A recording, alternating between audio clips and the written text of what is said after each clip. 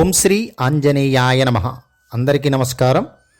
ఈరోజు 12 రాసుల వారు వినాయక చవితి రోజున పూజ చేసిన తరువాత ఎటువంటి ప్రసాదాన్ని గనక వినాయకుడికి నివేదన చేస్తే ఏవేమి ఫలితాలు వస్తాయో ఈ వీడియోలో తెలుసుకుందాం. మొదటగా మేషరాశి వారు ప్రసాదంగా స్వామివారికి లడ్డూని పెట్టాలి. ఇలా గనక చేస్తే కోరుకున్న కోరికలు నెరవేరతాయి. ఇక వృషభ రాశి వారు ఉండ్రాళ్ళని స్వామివారికి నివేదన చేయాలి వినాయక చవితి రోజున.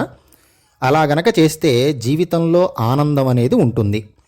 ఇక మిథున రాశి వారు స్వామివారికి వినాయక చవితి రోజున పొంగల్ నివేదన చేయాలి, ఆటంకాలు పోతాయి.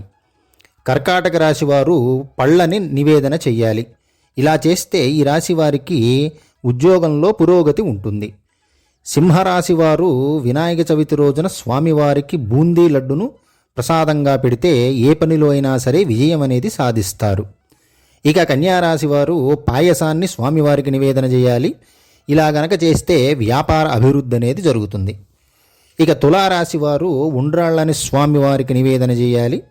ఇలా గనక చేస్తే మీరు ఏ రంగంలో అయితే ఉంటారో ఆ రంగంలో అభివృద్ధి ఉంటుందని శాస్త్రంలో ఉన్నది. ఇక వృశ్చిక రాశి వారు బూరెల్ని స్వామివారికి నివేదన చేయాలి. ఇలా గనక చేస్తే ఆర్థిక పరిస్థితులు బాగుంటాయి.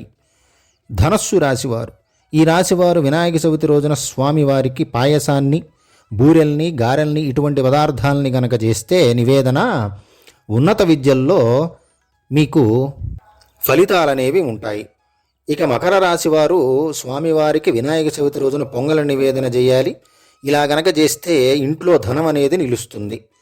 ఇక కుంభరాశివారు వీరు స్వామివారికి లడ్డూని ప్రసాదంగా పెట్టాలి. ఇలా గనక చేస్తే జ్ఞానము, సంపదలు పెరుగుతాయి.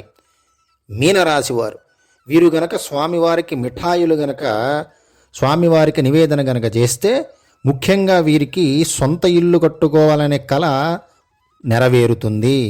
సర్వే జనాః సుఖినో భవంతు.